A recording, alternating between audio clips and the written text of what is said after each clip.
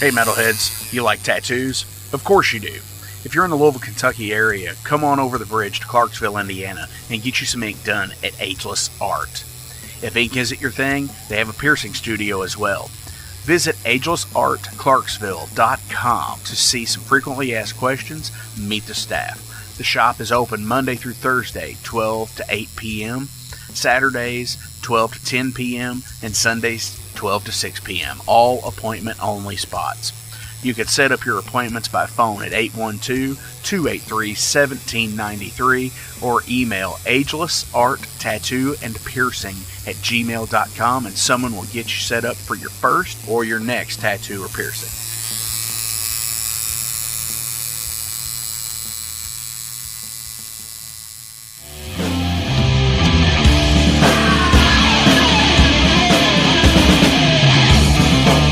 Hey metalheads, after going to a rager, what's your ultimate go-to? Mine is totally pizza.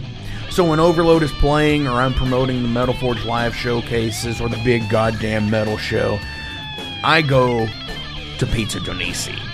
Pizza DoNisi is gourmet artisan pizza from right here in Louisville, Kentucky. It features things like the pizza of the month, the sandwiches, and also vegetarian and vegan options, which is so totally fucking cool for all of it's awesome pizza. You definitely want to go. Hey, and also from time to time they do cannolis. Oh, so fucking good. You know what they said, man? Leave the gun, take the cannoli. Yeah, just like that in Godfather. They're located right next to the Mag Bar at 1396 South 2nd Street. So either stop in or call in at 502-213-0488. They're open till midnight. The witching hour. As dawn approaches, the red sun in the sky. This is just the devil.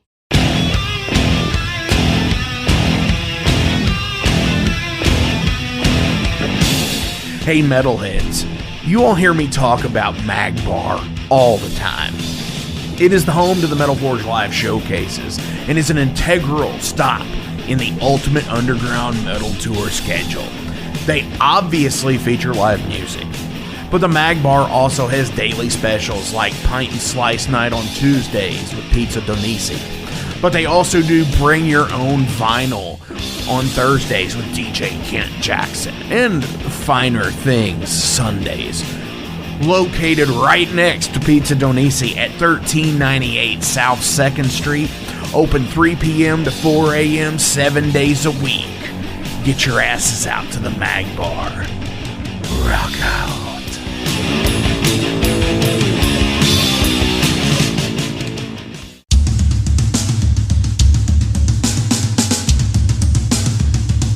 For 45 years in keeping Louisville weird, Electric Ladyland has been there for all your eccentricities. While they do offer the best smoking supplies out on the market today, there's a whole lot more to check out. From ashtrays and blacklight posters, to records, incense and burners, and items to stock your metaphysical supply. They're open from 10 to 10, 7 days a week. Located at 2325 Bardstown Road in Louisville, Kentucky, and at electricladyland420.com. Roll out.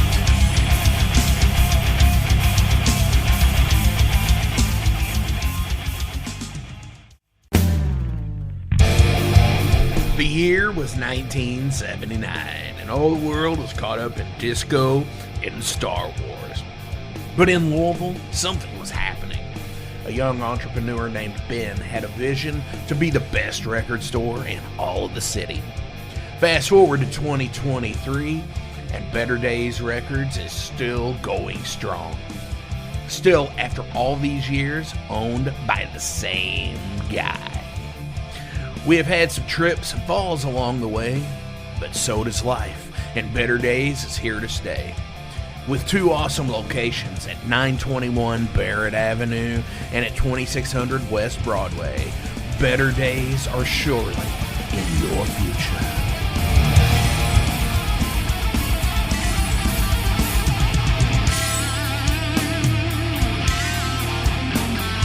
Thank you for tuning into the Metal Forge. I am Mark Jackson and I am your host. The premise of the show is pretty simple.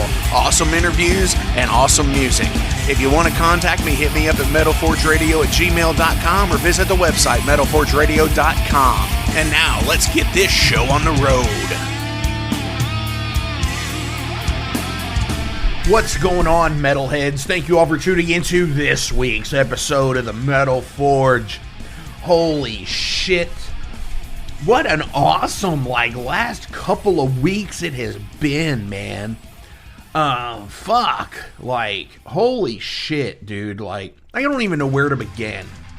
So, first, let's talk about the guest, VHS. So, VHS, man, when Sean from Wise Blood hit me up and said, hey, man, I think you should talk to these guys. I think you would really like them.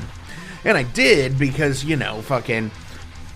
you all know me at this point. You know what my musical taste is. You know I'm a huge fucking thrash fan and whatever else, Fucking new wave of British heavy metal, new wave of traditional heavy metal type stuff. That old chestnut, as Dr. Evil would say.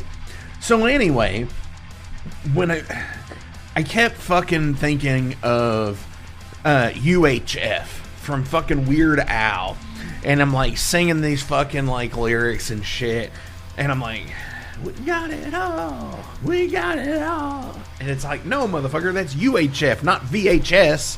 So that was my big thing that's been on my mind these last few weeks, getting this interview up and running. So anyway, they just last week released the newest album, Quest for the Mighty Riff, and we're gonna hear a couple of tracks off of that today.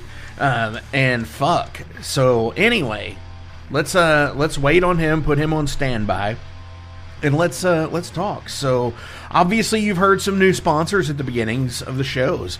Fucking holy shit. A couple of Louisville deals. Electric Ladyland here in Louisville, the oldest head shop in town. Total cool shit. It was originally a record store, then they became like a head shop. They started selling some tobacco product stuff, and all of that cool shit. And other than that, they still kept a little bit of a used record thing going along to get with your fucking your blacklight posters and your ashtrays and shit like that. But also, Magbar is sponsoring the Metal Forge, because I've featured the Metal Forge live shows there pretty much exclusively these last couple of years, and it's rad as shit, man. I dig it. I love it. And Pizza DoNisi next door to Magbar is sponsoring the Metal Forge as well. And that's so cool too, to get some action back for a change, because we're all trying to promote each other. That's the thing here, I think. So anyway, and then Better Days Records is back as a sponsor now. I am not working at the store. I am working with the store, but not in the store. And so anybody who has any kind of physical product, if you have shirts, you have patches, vinyl, you have CDs, send me an email, metalforgeradio@gmail.com, and tell me who you are and what you have, and I will be in contact with you exclusively from the record store to possibly get your stuff put on our store. So if you want stuff in a brick and mortar store in Louisville, Kentucky, hit me up. We'll put it in there. We'll sell it. And it won't even be a consignment thing. We'll buy it from you. So fuck yeah. Fuck yes, because that's what we want to do. We want to build the fucking independent metal fucking scene here, fuck. Let's do this. We are the caretakers to this generation, so let's fucking leave it better than we got it.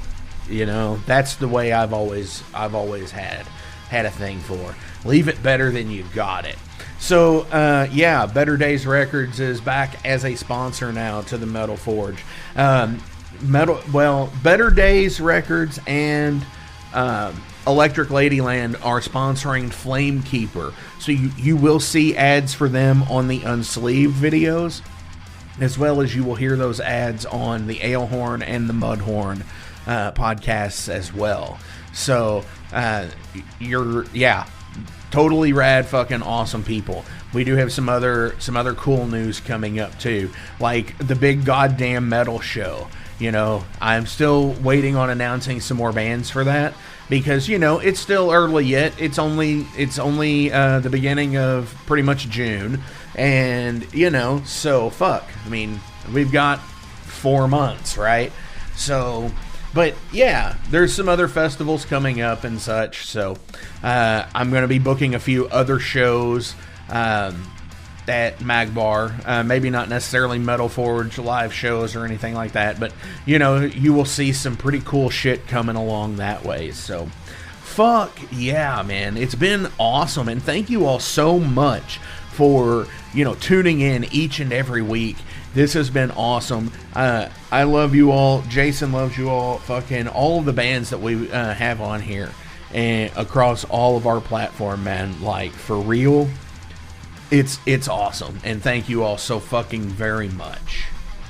So fuck yeah. Here's my kind of I'm gonna give like a, you know, Thrasher, man, like Thrasher thank of the week, the most metal moment of my week. Yeah, so I'm going to do that. Most metal moment of my week is complimenting the drive-thru girl at Little Caesars this week, and on her earrings that were axes, like straight up fucking battle axes. And I was like, hey, those are some awesome fucking axes. And she ended up giving me like the most expensive pizza on their menu for the regular price, and that was fucking rad as shit. Most metal moment of the week, man. So fuck yeah. And yeah, so find a thing out there and give it the most metal thank you can. Give it a fucking deal, you know, because that's what it's fucking all about. So anyways, I'm sitting here and I'm thinking of the song I want to play, and fucking Jason calls into the Metal Forge. Holy shit. Jason, what's going on? Not much, man. I'm just checking in here from last night's marathon recording session with upcoming guests. No shit, dude. Like, the Donner Party was recorded that night, and Tom... Come on now. Oh my god. Jordan? Yeah, Yeah. Tom Jordan from 20 Watt Tombstone. Yep. Yeah, I'll go ahead and let the cats out of the bags that they're coming on, because they're both fucking awesome guests. But yeah, so I'm totally ransacking him here. I didn't tell him that I was going to record. I just said, hey, watch this, and picked it back up. So, dude, how is a Wednesday night when we're recording this for you? Well, I'm getting ready for work tomorrow, making a list of what I need to pick up. About to go up and hang with the wife for a little while before I pass out and wake up tomorrow pissed off that I'm awake. Jesus Christ, the segment I just left, I was sitting there saying to me, like, think of something that's metal and be thankful for it. Yeah. Dude, I hate getting up in the morning, man. I don't care how early it is or how late. I'm always like, it's just too damn early. Like, I like laying in bed for like an hour before I get up. I like just collecting thoughts, stretching, like going over my head what I want to do for the day. But sometimes you just got to get up and roll. So, yeah, it is what it is. Okay, so here's the thing, Metal Forge Land. Jason works for himself, so if he gets up and just every day is just like, I got to get up and roll. Yeah, pretty much. Except for days I got to watch the kids when my wife has to get up and roll. That's like 1 or 2 days a week. So, yeah. Yeah, see, so you do get a kind of a break. I don't know if you call it a break with 2 small kids. It can be more stressful. Sometimes I'd rather just go to work, to be honest. And then, you know, the stepson, you're like, here, I gotta go do something. He's at work, so it doesn't matter. Oh, he works during the day those days. Yeah, he works like 11 to 8. Ugh. I worked 11 to 8 one time. It's the fucking most terrible shift in the world. Well, you don't have to get up too early, and you don't get home too late, so... Yeah, but everything is either just opening, like most music stores open at like 10 in the morning. So you'd have to be there like as soon as they're opening if you have to be at work at 11. And when the time you're getting off, most of them are, an hour before they close. Well, we don't really live near anything that really matters, so he's also off 3 days during the week. So, yeah, wow. There's always time. Yeah. Man, I want that gig. He basically works 410s. Oh, but still, I'd love to work. I mean, I'd love to just put in 8 hours a day. Yeah. Sometimes I put in way more than 8. Oh, yeah. Days, yeah, that's what I'm saying. I would only love to. There's days I wish I could only put in 8. Yeah. I'm sure this is really fascinating to the people waiting for this band segment to come on. So let's just go ahead and call it now and get the music. Because I ransacked him. So yeah. I'm going to let you announce it this time because you're here. You can do it. And you know what we're going to play. So from VHS's new album, Quest for the Mighty Riff, what are we going to play, Jason? Is the song Eternia Needs a Hero? Is that what it's called? That is it. Yeah, it's okay. Eternia Needs a Hero.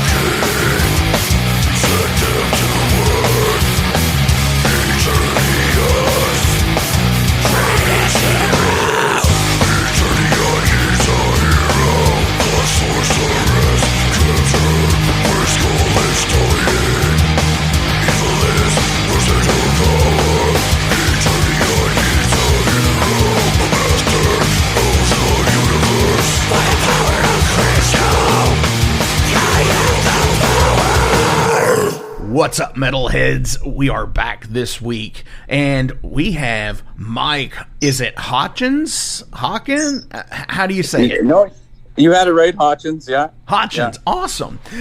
From the band VHS. Dude. Hey. What's up, man? Thanks for having me. Well, hell yeah, Not much, dude. man.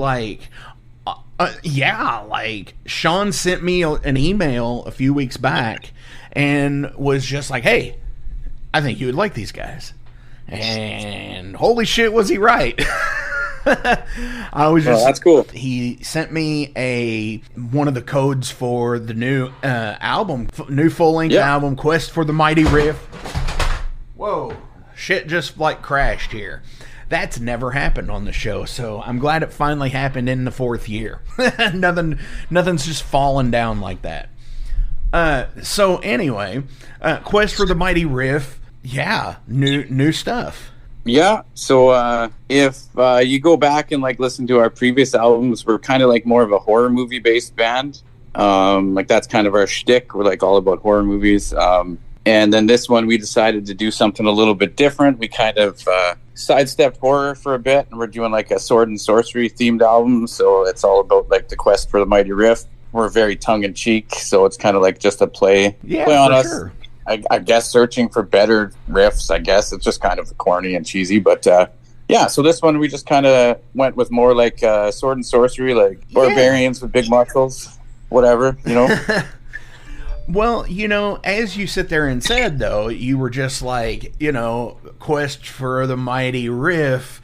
And in today's music, it's still, as much as it was in 1982, it's still riff worship, you know. And, you know, thanks to the awesome dudes at Shadebeast, Joel, you know, he's got these stickers and shirts where it's all about that now too, you know, this riff worship culture in metal. And yeah, what I like about from what I've heard from the new album, it's still fucking heavy, but it is different heavy. Riff wise, it's different. I guess, which is stupid to say. It's like its own conundrum, I guess.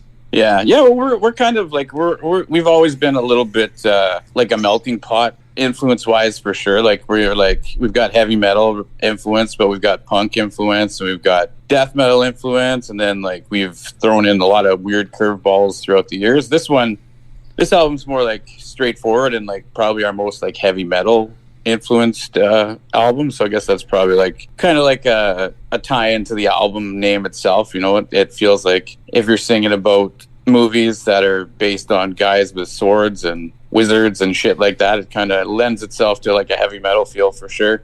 Well, definitely. And you know, that's a big market too. As much as things like occult metal is a thing now that's, you know, that's really in the last few years has really taken off.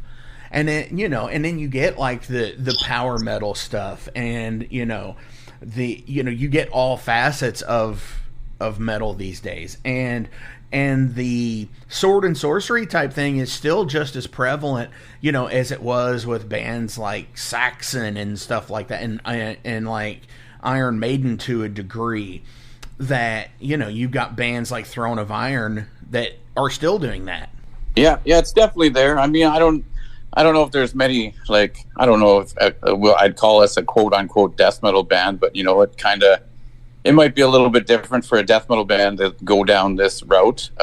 Yeah, oh, absolutely, or whatever. But it is what it is. We're just about cheesy fun, and it works for our style for sure, I think. Definitely. And I think that's when you find what works for you, I think that's when people turn around and say, hey, they got really good. I gotta go see them. And what I mean by that is that, you know, when you find, like Motorhead, for example, when they found what worked for them with Fast Eddie Clarke and that stride, and then the 80s into, you know, the transition years, all that stuff, yeah, they found what it was that worked. You know, I think all bands have to go through that. And for the record, the Metal Archives list you as death, thrash, and grindcore. Well, it's in there, but there's other stuff in there too, like we had a saxophone solo on the last album, so I mean, we're all over the place. So I'm okay with whatever they call us. Yes. Now that is something that I do want to pick here. Is this on the Metal Archives does not have any real information about, you know, like when was the band created? When was it formed? I think like my memory's not the greatest, but I'm pretty sure it was 2015 when we formed. Okay. Fairly early in the year. Basically, we kind of rose out of the ashes of a Gwar cover band. My brother-in-law and our first drummer, our only drummer, actually, Andy, and our first bass player, I should say, Jimmy, all got together and we did like a Guar cover show thing. We did the costumes and the whole 9 yards. And we did 2 shows, I think, as that. And then like we were like winding down jamming, and my wife said, why don't you keep jamming with these guys and do a horror movie themed band? And like I was like, oh, okay, I really like that idea. And then we kind of just ran with it. And we had the luxury that the drummer the jam space we were in, he had a recording setup, so it's like, okay, we can like demo our ideas really fast and like record pretty fast. So like we kind of just went right from like the first day we jammed, we actually recorded 2 demos, and then we released them online like pretty soon after. Like, so we definitely took advantage of the internet early on with the band and like pushed it out to a lot of people, and it kind of just motivated us to keep going. And then like now, like 8 years later, we're still going. So hell yeah. And see, and I bet it doesn't feel like 8 years, does it? No, not at all. It feels like it's been like 2 months, honestly. Like, and yeah, and I think that's the thing too. I think the pandemic, you know, it has a weird sense of time, because it's almost like time wasn't there, and like it doesn't feel for me like 16 years of, you know, my band or 4 years of this podcast. So yeah, and you know, and when you said 2015, I was gonna say, oh, you're still a relatively new band, and I'm like, dude, that was fucking 8 years ago. It's like that. Yeah. Totally get that. Yeah. So I'm gonna have to break out my editing skills on the Metal Archives and see if I can fix that. But that's what I'm noticing here is like you all have a lot of releases, whether it just be singles or whatever, but singles, EPs, splits with people, full lengths. You all have had a pretty healthy career of releasing music. Yeah, like, and I think part of that has to do with us having our own studio too. Is like it really pushed us early on to like a lot of bands probably wouldn't have recorded a full length in their first year as a band, but like we enjoyed getting together and recording new music. We just kind of early on we just would get together and like record songs almost every time we jammed, and before we knew it, we had enough songs for an album. And then just over time, like we've kind of transitioned to like now our albums are a bit more thought out and they're themed and whatever, but I just get bored really easily, and it's like I can't just write like an album and leave it at that and like wait 3 years to write another album. Like I just feel like I'm always writing. Yeah, I'm just always writing something new, and it's like kind of how the new not I don't want to say the new way of like how the music scene works, but I mean like with the internet being so big and making the world such a small place, it's a lot easier to get stuff out. So like luckily we've found a lot of record labels like through the years that have been wanting to work with us. So like as far as the splits go, you know, like we've done splits with lots of cool bands like Ruined and Oxygen Destroyer. I can't remember who else. We've done quite a few, but yeah, it's all just been bands that we like and bands that we've become friends with, like through the power of the internet or whatever. And it's like, hey, you want to do a split? Sure. Like we'll figure it out, you know, like, and that's just right. I've just always wanted to stay like really you know what I mean, really busy, I'll say that because I can't say the other word, and just always have new music just to keep myself entertained. What was the other word? I don't know, plurific. My brain's not working right now. And okay, I thought you were gonna cuss or something. I'm like, dude, you can totally cuss. No, I'll cuss. Don't worry about that. We'll get there. Yeah, for fuck's sake, man. Prolific. That's what I was trying to say. Yes. Prolific. There we go. And my thing is like the last time when I started this band, I really wanted to have something for the first show. You know, whether it be a 3-song demo that we did like really DIY. That was my idea for my deal, was like go complete fucking DIY at the beginning.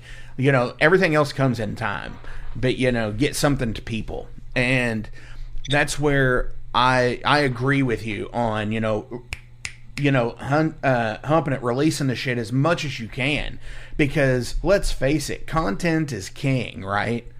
And the more content you have, the more people, you know, can get turned on to what it is. Because, you know, you could find somebody who's been there since the beginning, or, you know, people who have come midway through, you know, 4 years in or whatever. And that's what I find too. I find like with, especially since starting to work with Sean, this is our second album that we worked with Sean at Wiseblood. And I noticed that was a big shift in just like bringing new people to the band and like new fans and stuff. And it's been super cool to watch that happen. And like, I think with us, one of our biggest things was like, I've been in bands for like many years, but this is the first band I've ever been in that actually made it like more than just a local band. And like part of my motivation to like always like be doing new stuff is like I always get tired of like I don't know if I'd call it the local band syndrome or what, but like bands that just never do anything more. You know what I mean?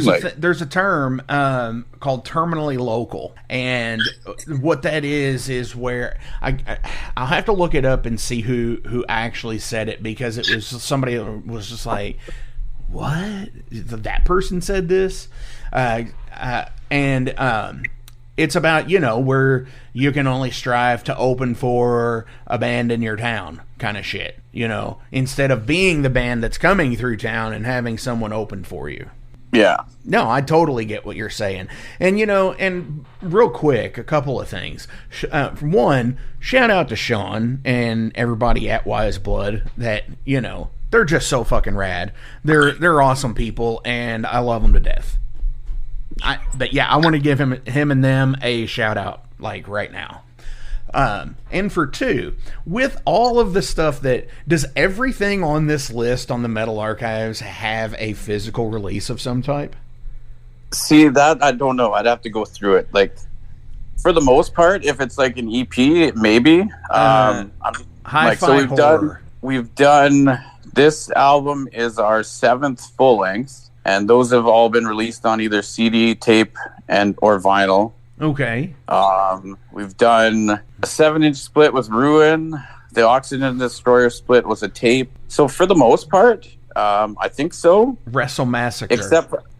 Wrestle Massacre was just a single we did, and then that was on one of our albums. Okay. But it had its own artwork, but it wasn't necessarily necessarily released physically. So that one actually was it's based on a movie by a director named Brad Twigg. He's a buddy of ours, and he asked us to write a song for his movie, and that's where that one came from. And then it ended up being on our second full-length album. So like, I realize that it looks crazy, and there's a lot of shit to digest if you go through like our discography, but most of it has actually been physical releases, and we've been talking about doing like a collection CD with anything that hasn't had a physical release. You need to do a collection vinyl that way. Oh, that'd be crazy. It'd be like 4 discs, probably. Yeah, would it? Yeah. I mean, like this one. This is my favorite title on the entire page, just because. Some humans taste like dog shit. The saga of Uncle Peckerhead. Yeah. So a 3-song EP. That's not very long though. So, but like, that's the cool thing about having your own recording setup, right? So what happened with that one is, I just happened to be watching a new horror movie called Uncle Peckerhead. It's an awesome movie it's about like a band that's trying to tour, and their van breaks down or something happens, and they need a driver. That's what it is. And they hire this guy to be the driver, and he just ends up being a cannibalistic demon that eats people. Holy so I mean, shit. it's an awesome movie, and like especially like anybody involved in music would really dig it, because there's like the touring aspect and everything. So like just motivation like hit me with that one, and I wrote 3 songs about it, and I actually reached out to the director of it, and I'm like, hey, do you mind if I write music about your movie? I think it's super cool. And then that one was just a digital thing. So I mean, that's the power of the internet, you know. You're just like, we recorded 3 songs, here you go, release it like within a week, you know. Definitely, man. And I love the artwork on everything, because there's so much. It's all different stuff, you know. It's there's animation, there's digital media, there's, you know, there's pictures. I mean, there's, you know, the Halloween treats Yeah. thing, you know, and it looks like Halloween, you know. It's awesome. And of course you have the perfect stock logo, you know, from the VHS tape logo, which is great. Yeah. Because I'm sure it's free use. Well, if it is, nobody has came knocking on us yet that it's not, so I hope it is. But but then, I mean, you know, it's almost like you all reinvent every, you know, is someone in the band a graphic artist is all I'm going to say, because y'all have some great fucking artwork. So, one of the things that I found out really early on with the band is that if you pay an artist or you do your research and find like a cool artist to do your art, people will take you way more seriously. So I find that's where a lot of bands kind of falter, is that they're either cheap or they think what they made is good enough. So like, yeah, I'm okay with Photoshop, and my wife's really good with Photoshop. So like we tinker, and like we do a lot of our video editing and stuff like that, and like might make the odd cover, but like we tend to work with the same artists. Like we've had like one guy named Nev from Gruesome Graphics who's done a bunch of our covers, and then like Carl Dahmer's done a bunch of our art, and he's a really good artist. And then like a few of our more recent albums, like the last two albums, we actually had a tattoo artist named Creepy Jason. Okay. He was on that TV show Ink Master, so it was kind of a funny story. Like I thought he looked cool on the show, and really dug that he has this cool style and was different. And like I just one day I'm like, I'm gonna fucking message him and say like, hey, did you ever do art for bands, and just see what happens? And like he responded, which just shocked me. And yeah, he's like, oh yeah, I'm totally into the idea of doing band art. And then that led to him doing like 2 of our album covers. So like we're not cheap when it comes to the visual side of the band. You know what I mean? Like a lot of people are like, we might be rough and like our music's kind of raw and like we're tongue in cheek, and we might not take it like, we're not like gonna like quantize our drums or do anything like crazy to make our music like perfect. But the visual side of things we definitely take very seriously. Like it might be fun, but we'd still take it seriously. Oh, absolutely. And Creepy Jason did the artwork for Quest for the Mighty Riff. Yeah, he did. So we actually have 2 covers. Like we did like the cassette version has a cover by Nev at Gruesome Graphics. It's like a cartoon picture of the band like pulling a guitar out of the stone, like a sword in the stone with a guitar kind of thing. And then Creepy Jason did the wizard one. So that's the one. Yeah, that's the one that's on the CD and the record. Yeah. Yeah, it looks like the wow. I like that. Like the old NES game. Yeah. Yeah, exactly. Yeah. See, and you would not know unless. Wow. See, that's awesome. And I'm sure that's already sold out, isn't it? The tape is sold out. Yes. Yeah. We still got lots of CDs and records though, but. Yes, because the cassette tape even looks like a NES cartridge. Cool. Yeah. Hell yeah. See, that's rad. Yeah, we sold out of the tape in a weekend, actually. It sold super fast. Wow. Hell yeah, dude. See, that's rad. And, you know, I dig the whole the picture of the band on the Metal Archive page that they've got, because it's you 3 sitting on the couch watching a movie, and then on the table in front of the movie you've got the cases strewn out. Now, were those deliberately put in the picture, or did you just did you say, yeah, we need to feature this on you know, we need to put this one because that's one of my favorites, or something like that? No, it was, unfortunately it was just random. The ones we brought, we just brought a stack, and then we just put them in the movie and in the picture. It wasn't like a planned out thing. No. Because there's some cool ones on there, you know, because you know you've got Zombie, and you know House is in there. A couple of the Fridays are in there. It looks it's cool, man. Like that's one of the things that I was wondering. And then I also like the little tie-in too, where on Quest, the wizard cover, you know, as he's opening the portal off to the side, there's VHS tapes sitting on top of the TV. Yeah, is what it looks like. And then you get the little 3 X's down there in the corner of the one tape, which is great. And I can't read what the other 2 say, so if there's a secret on any of those, I don't know. I'm not even sure. Definitely. So that's all Creepy Jason's brain concocting all of that. That's awesome, though. And I really like the color scheme of it, because, you know, it seems like in most metal, and you don't really get a lot of the, like, a blue and white scheme. You get, like, reds and purples and blacks and dark and green, like neon greens and shit like that. This is actually pretty cool looking. I like the blues and the greens and the whites. Yeah, you did an awesome job on it. Hell yeah, man. So totally looking forward to it. And shit, that's awesome. So I think right now, we're going to switch over to the new Derailed segment here on the Metal Forge. And everybody knows that it's not really a new segment. I'm just calling it something new now. So,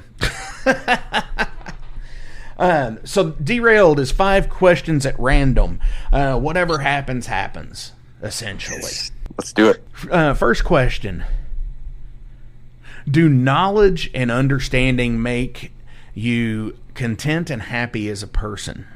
Do not. Oh, geez, we're going fortune cookie here.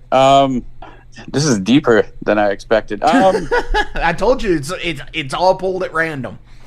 Yeah. I think so. I think knowledge would make you a happier person. Although they say ignorance is bliss, right? So that's true. So knowledge and understanding. I mean, I don't know. Would it be knowledge and understanding like a quest for power type thing? That would be kind of weird, because then I don't know, you know what I'm saying? Like ridiculous political leader type shit. See, that should have been in the conspiracy theorist deck. yeah, it's kind of, because it's funny, because it's like, it depends on how anxious or paranoid of a person you are, because the more you know about how the world really works, the more paranoid and anxious you're going to be. So it's like a vicious cycle, as opposed to if, like, I don't know anything, I just go through life looking at TikTok all day, then I guess knowledge and understanding is not that important. Right. That's about right, because the easily amused thing, I guess, like where something like TikTok can hold your attention. And that's funny that you bring that up, because a while back when I actually had the app and I had to fucking delete it off of my phone so I didn't go back in, like reactivate the account, was I lost track of time, because I'm going to sit there and, if I'm going to like scroll a couple of videos for, say I'm going to watch 5 videos and be done. But that could either be 5 minutes or 15, Yeah. Because they're up to 3 minutes, or were up to 3 minutes of video. And, if you watch 5 3-minute videos, holy shit, man. And then all of a sudden, you've lost 15 minutes, or say, you just keep watching, and all of a sudden it's 2 hours past the time. And I had to get rid of it. And now I'm trying to fight not doing it on like Instagram and Facebook. Yeah, they're turning it into the exact same thing, basically. Yep, pretty much. Second question. Who would play you in a movie about your life? Oh, Jesus. And I will give a caveat to this. Alive or dead. I will go that far. So, like, if I would want Marlon Brando to play me, I dig his fucking ass up. I've been to his grave. Dig his ass up and resurrect him, and he can play the zombie me. Yeah, now I'm just exampling there. Honestly, like, the only person that comes to mind, and they're not really an actor, but they have acted, is Kevin Smith. Because I've been told, like, it's definitely in high school, give off a Silent Bob vibe. That's what I heard a lot in high school. And the funny thing about that is I had a friend who looked just like Jay, and we never did it for Halloween, where we went as the pair of them, which is too bad. But like, yeah, I'd say Kevin Smith could probably to probably play me. I don't know if he could do the Cookie Monster voice or anything, but Dude, he could practice, I guess. Nobody has to actually do that. There's been movies where they've put the person's actual voice in there. Yeah. Because, the movie Great Balls of Fire is that way, actually. Now, Dennis Quaid learned to mimic Jerry Lee Lewis's piano playing, but he couldn't sing like him. So there you go. Stupid trivia of the day. What is your favorite invention that came out in your lifetime? Came out in my lifetime? Oh, Jesus. And you said back in high school, just for the reference, you said back in high school that you were called Silent Bob. So I would say if I were a betting man, you were in high school when those movies were still, quote, mostly new. Like, you know what I'm saying? Like 97 through 02 or 04, I guess. So I graduated high school in 98. Ha! 98, 97 or 98, yeah. So right around the Dogma era. I think around there, yeah. You know what? Like, the greatest invention during my time, it seems self-explanatory that I'd have to say a VHS tape, no? Yeah, because was that in your lifetime? It's got to be in the 80s that they invented it, no? Like, or did it come out in the 70s? I thought it was the 80s, but I'm looking her up now. I'm punching in the Google. What do we got on the wiki here? Invented in 1976. Oh, damn it. So close. Okay, we'll go with the CD then. There we go. The next best thing. Yes, the CD. That's that's one of my favorite scenes in The Wedding Singer, is when Glenn, he's like, they're CDs, they're new. When he brings in this giant Sony single disc fucking CD player, the one that we all had passed down. If you lived in a fucking, halfway poor community and you got shit passed down or something from other family members, you definitely had that one, that big ass piece of shit. Oh yeah, and they were super expensive when they first came out too. Oh, like, yeah. I remember my dad buying one, but I don't remember exactly how much it was, but I know it was pretty pricey. Yeah, and that's definitely a like technology, with everything else like that, like Sony and everything has came out with and stuff. Or actually, this was Victor who actually created the VHS tape, and but like with laser discs and all of that stuff. Question 4, and like I said, these are all over the map. So, if you could have a role in a wrestling company, what would it be? Oh, Jesus. Are you a wrestling fan? You know what? Like, when I was young, I was a huge wrestling fan, and then kind of over the years, I still keep up with it, but I don't watch it religiously or anything. I think I'd probably be like a heels manager, if anything. I think that would be fun. You could taunt everybody, and like maybe I'd bring like a guitar to the ring with me, and I could hit people with it. That sounds like fun. Probably a manager, preferably with a heel for sure. Yeah, definitely. Heel managers are always the greatest, I should say. Bobby Heenan, Paul Heyman, and then where I'm from, Louisville, Kentucky, is Jim Cornette. Yeah. And I love Corny to death. He is, oh my gosh, he is ridiculous. He's such a nice guy though, in real life. Getting to meet him a couple of times now that he's moved back here. He's nice, but don't piss him off. Yeah, he's very opinionated when he wants to be, for sure. Oh hell yeah. So I have one more question that this week I'm going to be drawing from, I'll tell you the deck, Film Buff. See how I did that? Oh. And we're going to ask. But before we do, as always, links are listed below, so please give a like, a share, and a follow. Go find these guys on all the social medias, listen to them, go to shows, buy the stuff on Bandcamp. Give them 100% fucking support because, you know, fucking... I'm not going to say what I was going to say. Because some of those bands that, you know, play 8 feet or 15 feet away from the crowd, you know, you just don't get it anymore sometimes. That can apply to whoever. Seriously. But yeah, go give likes, shares, and follows. Mike, do you have any shout-outs you want to give to anybody today? Not really, but I'll definitely like throw out another shout out to Sean from Wise Blood, because he's been awesome to work with, and he's really motivated us to like push the band even farther than we had in the past. And I think we've done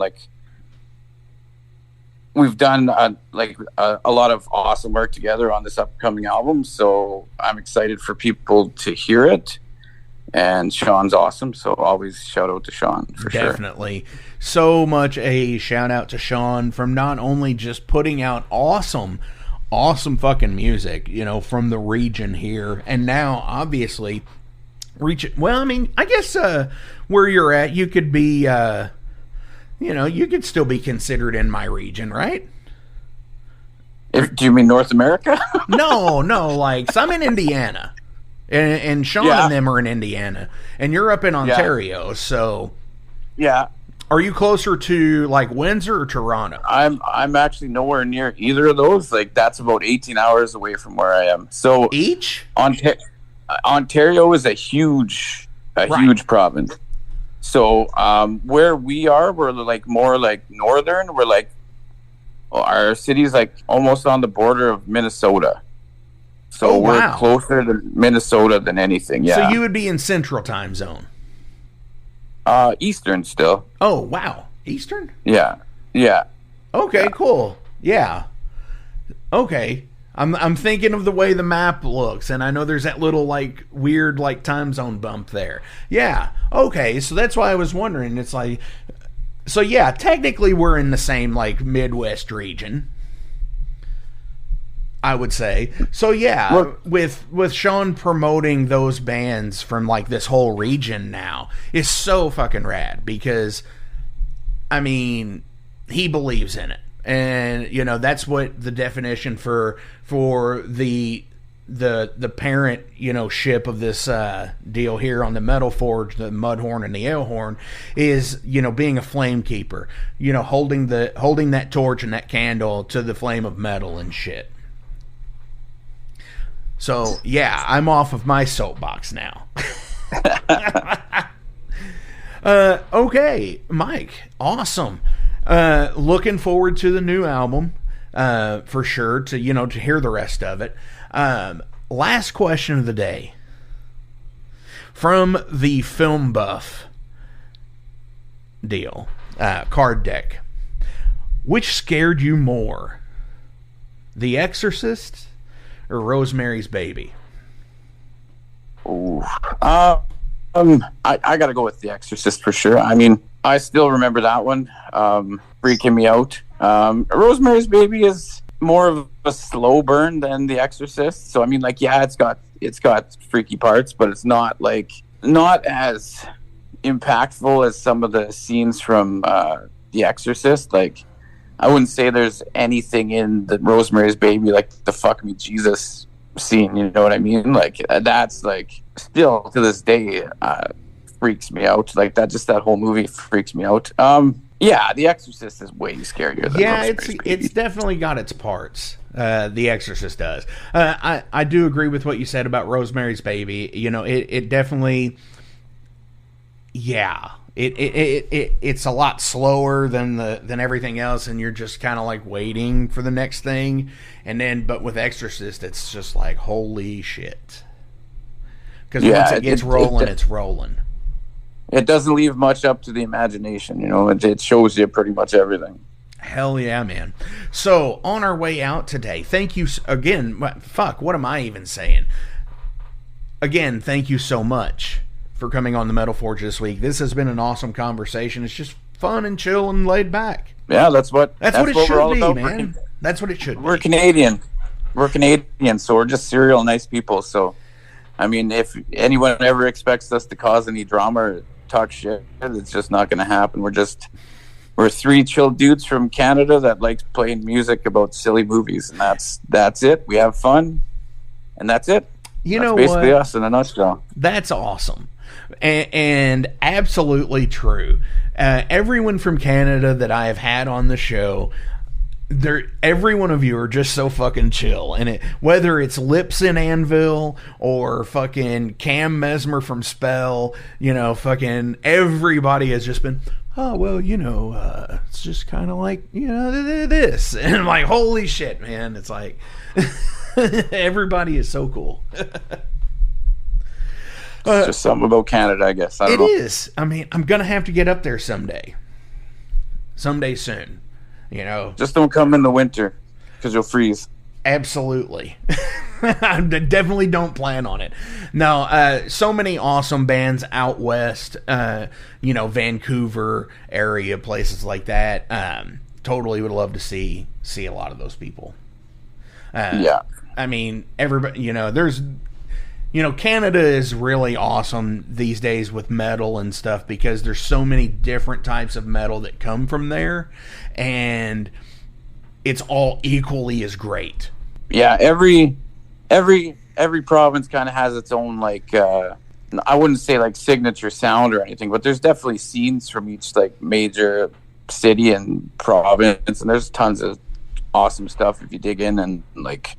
Oh, definitely. Research and find them for sure. Oh yeah, absolutely, and it's the same way here in America with East Bay thrash and L.A. thrash and Texas thrash and Florida and East Coast thrash. It's all different, but it's all the same. Each place has its own signature sound. So. Which is awesome as well. Dude, thank you again so much. On our way out today, off of Quest for the Mighty Riff, what are we going to play out? I don't know. What do you want to play? Oh, man. I always play the first song, and then I let the artist pick the way out. Okay, let's... So when is this going to air? On the release date? Give or take? Probably the week after. Week after, okay, so the album's out. Let's go with the third song, Dagoth Must Die, because it wasn't a single, but we're still really proud of that one, and it's about Conan the Destroyer, so that movie definitely needs more love. So, yeah, Dagoth Must Die, that's my pick. Awesome. You heard him, metalheads. This is Dagoth Must Die. Yeah. Dagoth Must Die. Dagoth Must Die.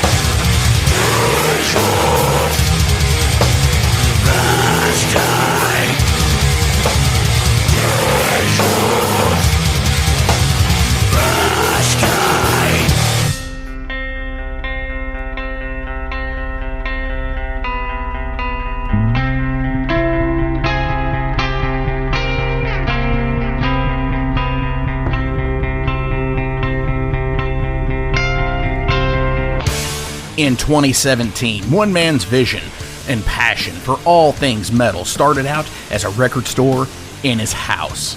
Years later, the fight against a mainstream empire continues as Shadebeast. An independent metal collective and online store based in Athens, Georgia, is the world's premier heavy metal brand for music heads that value authenticity over the mainstream acceptance. Featuring original t-shirts from some of the best underground artists, as well as stickers, posters from the Shadebeast Presents concert series. Unique, one-of-a-kind collectibles and small curated selection of vinyl and cassettes from the masters old and new. Visit shadebeast.com and enter promo code SithLord for free domestic shipping on your first order, whether you're a new customer or returning. And be sure to join the Shadebeast social groups on Facebook and the interwebs to keep up with the new release announcements and talk all things metal and Star Wars. You'll never find a more wretched hive of scum and filth.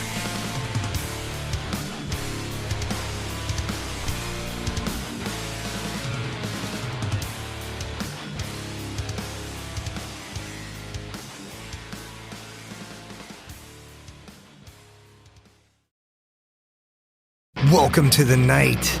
You think you know Night Demon?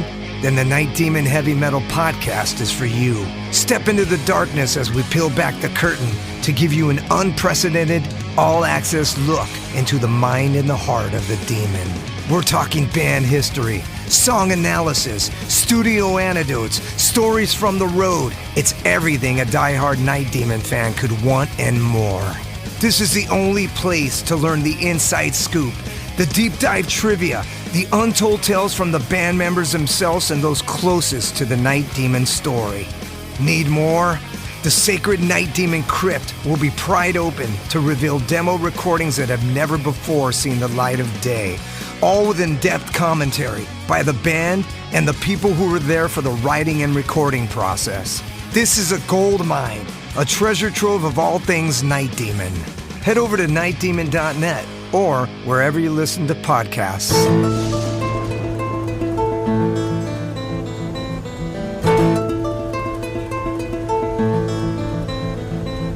Since 2013, there has been a calling from the underground, from the graves of all those unholy, and they decided to make a zine to talk about all of this. Soulgrinder Zine! An independent metal zine to keep you informed on all things metal and horror from the underground. Available in both print and digital formats, they're bringing you the best interviews and reviews out there today. Not only do they do the zine, but they also do compilation CDs. Check them out at facebook.com/soulgrinder.zine and start your subscription now.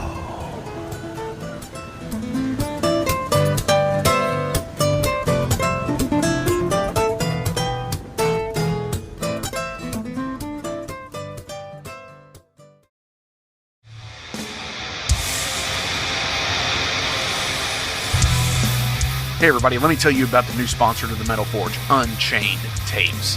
They're an independent Pennsylvania tape label. They focus on extreme metal and punk with a killer approach to the tape scene. Visit their web store at unchainedtapes.bigcartel.com now to get your fill of tapes. And for being a Metal Forge listener, enter the code METALFORGE10 at checkout to get a 10% discount on your total purchase. That's unchainedtapes.bigcartel.com.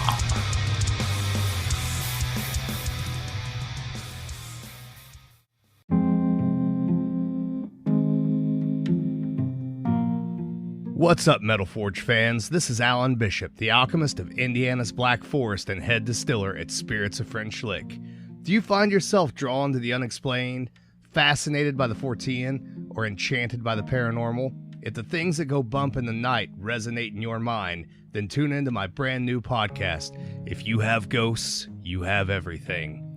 Featuring first-hand accounts, collected stories, interviews, history, and speculation related to all things not of this world. Available now on Anchor, Spotify, Google, Amazon, and more. Set back, relax, and remember, if you have ghosts, you have everything.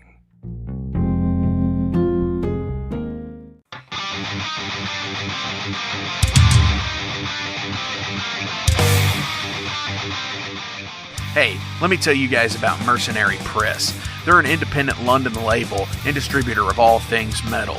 Mercenary Press delivers the goods from their own independent zine. Trust me, you're going to want to get in on that.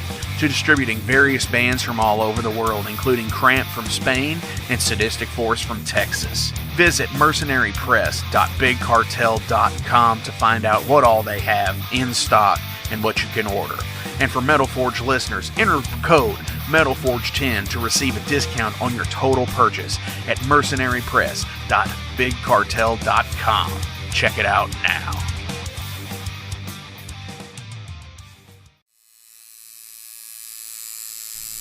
Hey Metalheads, it's with great pleasure I get to tell you guys about a new sponsor to the Metal Forge, Ageless Art, New Albany. After 20 years of owning and operating Ageless Art in Clarksville, Indiana, Phil Garrett had a vision for a new type of tattoo studio. Something that is clean and modern, sleek, refined, inviting. And he's done just that with Ageless Art in New Albany. You can find it at 2736 Charlestown Road, New Albany, Indiana, 47150. Business hours are Monday through Saturday, 11 a.m. to 7 p.m. Sundays are 12 to 6. All sessions are appointment only, so give them a call and go get you some new ink. Or if it's your first time, go get your first one, baby.